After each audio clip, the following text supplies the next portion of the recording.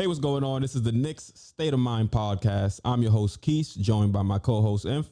What's going on? And today we got a nice podcast lined up for you guys. I hope you enjoyed your holiday weekend.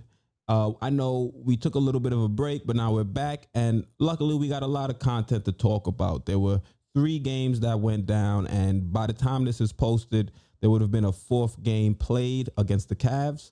So in this podcast, we're just going to break down what we thought from those games and what we expect later on tonight. So, Inf, how was your holiday weekend? It was lovely. Spent it with family. Um, Enjoyed watching some basketball Christmas Day. It was definitely a good holiday. You?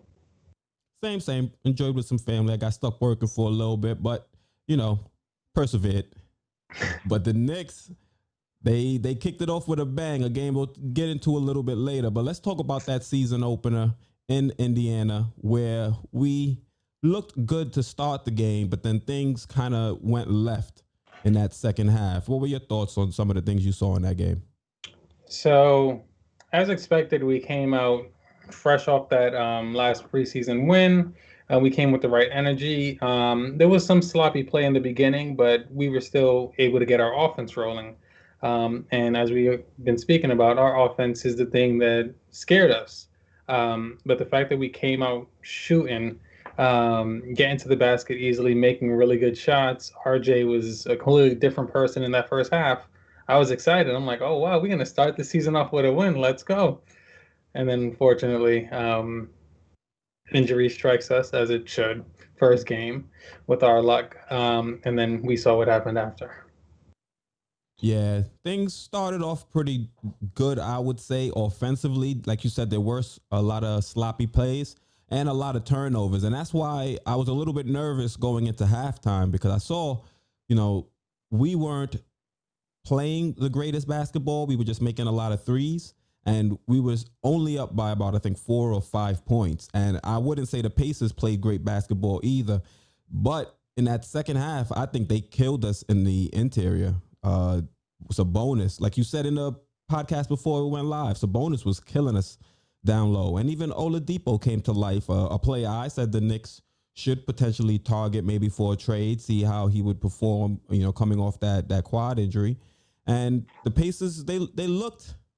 I don't want to say they looked good. I think the Knicks just didn't have the intensity we would have hoped in that third quarter, and I think a major part of that was quickly going down because coming out of halftime after that injury, we really didn't see enough adjustments from Tibbs. And offensively, we couldn't get it together. And we saw, what would happen if the team wasn't getting their offense together. And we saw the bad parts of that in our defense. Defensively, the team was not good. I mean, in the first half, the team wasn't great, but it was serviceable. We were still able to have a lead. But in that second half, you could see shots weren't going down. Heads started to drop. Randall started getting into his little spin move type thing. And it was a rough second half to watch. Yeah, a huge part of me wanted to turn that TV off once I saw the second half. Really, once I saw that quickly got injured, I'm like, I was upset because, as I told you guys, the Knicks definitely make that bet. We weren't going to lose by like 9 or more. Unfortunately, we lost by like 14. But the way that the game was trending with the healthy quickly, that was a game that we were going to win. That was because at first, even though in the first quarter we were only down by 2 and we scored 33 points, we initially started off not doing well until quickly actually came into the game, and then our offense started flowing, Yep. and then it showed in the second half, where our offense really just took off because quickly was able to spread the floor, get the ball to the right people. And so I knew that we were not going to have the same spacing we had in the first half and the second, and it was just downhill from there. And Yeah. if we just take a quick look at Quickly's um, efficiency, in the short time that he played, he was a +5, one of the few Nick players to have a positive plus minus. So it just he was the only player to have a positive plus Only minus. player. And not only that, I think his plus minus was the exact amount of points we were up going into halftime. And he's the only player that didn't play, I think, in the second half. So you kind of see Emmanuel Quickly's impact just off what we are able to look at the stats and decipher. Yeah. Because like if you look, like he doesn't have like crazy amount of assists or anything, but him being on the floor clearly makes a clear impact. He was spreading the floor, so offense it just flowed. We were able to get our players actually open. We were taking really good shots. So knowing that we weren't going to have that same thing in the second half, I already knew that it was a downfall. Yeah, I was kind of hoping he was going to be able to come back. Uh, like I said, I don't know what they listed him. I didn't know if it was questionable or doubtful as the game was going on, but I still was hoping to see him come back because when you looked at it on film, it didn't look terrible. But of course, we're not the ones running out there full speed, bumping into people. So I wasn't the one to. I don't think I'm the right one to say whether or not he could have came in or not. But I had just had my fingers crossed as a fan, hoping he would be able to. And unfortunately, we saw what happened in that second half. I mean, RJ. I mean, individually, some good things did happen or come from that game. Like RJ, he was able to hit his outside shot. He was very efficient for the game. And we saw what RJ could be if he's able to work on that 3-point shot. And he could be a top 15, top 20 player in the league. He's just going to have to be able to knock down that shot. That's exactly what I was going to say. One good highlight is the fact that yeah, we got to see what RJ could be. Um, because we've been in our previous videos we said that he just needs to develop a shot, and it just shows in that first half when his shot was on, off defenses didn't know what to do because they're Mm-hmm. like, wait, he doesn't normally shoot. Like, are we should we really contest him that much, or should we just let him like wait and see? They were confused because you saw when they started to try to guard him at three, he was just driving right past them Yep. and And dunk get into the like basket. because he already has that game. He plays like a slasher. So if he develops a three, then he's going to be really difficult to guard. So that was the one positive shining moment of that game. Alec Burks. I think Alec Burks was also another positive or bright spot for the team. What was his stats again? I think you said he had 17 points. How many? What He was his shooting he percentage? had 22.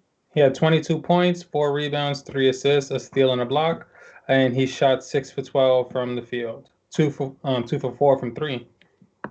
Yeah, So he was he's been pretty good to start the season. I like that signing. You even saw him get some time trying to initiate the offense and play point guard, and it kind of shows you how dire the situation is with the Knicks at point guard. We thought DSJ, Frank Nitti, one of those players could potentially be, keys to unlocking this New York Knicks offense, offense that hasn't had a high quality point guard in some time. And I remember I made a video on the channel saying that those guys, that would be DSJ, Frank Nitti, they should be a little bit worrisome or a little bit nervous about their position on the team because when Thibodeau was being interviewed, he really called them just those guys. He didn't name them by name. He named Kevin Knox, RJ, Obi, uh, IQ. He named all of those guys by name, and he said those guys when it came to DSJ and Frank. So in that first game, with no IQ, with no legit backup point guard, they turned to Alec Burks to run and play point guard. We really didn't see much from DSJ and Frank until later on into the actual game itself. So I would be not nervous DS, if I was one of them. Say it again. Yeah, DSJ didn't play play at all. Yeah, Frank Nitti just got in at Frank played like 4 minutes. Yeah. So for us to not really even have him trust them at that point, to me is troublesome. I agree. And another player who, yeah, you look at off stats, it looks like they had a good game, but they did not have a good game, is Julius Randle. Mm. Um, Clearly, like he flirted with a triple double, finishing with 17 points, 9 rebounds, and 9 assists. But the reason why I say he didn't have a good game Mm-hmm. is because at halftime, that's what he had. He had 8 rebounds, 8 assists, and he finishes the game with 9 rebounds and 9 assists. That means in a full half, where in a game he played 35 minutes, in a full half he only had 1 assist and 1 rebound when we didn't have a point guard out. Mm. He pretty much That's quit.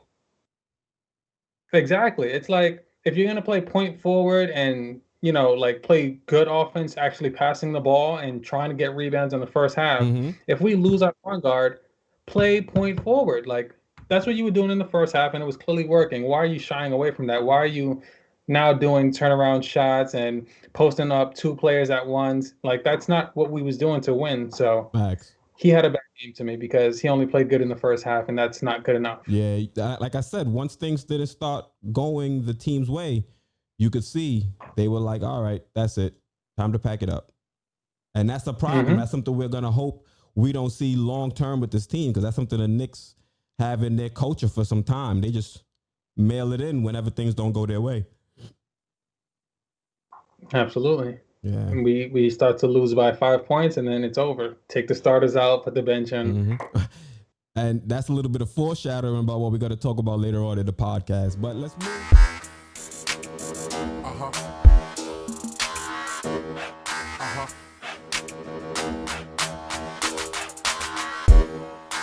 But all my stress. Uh-huh.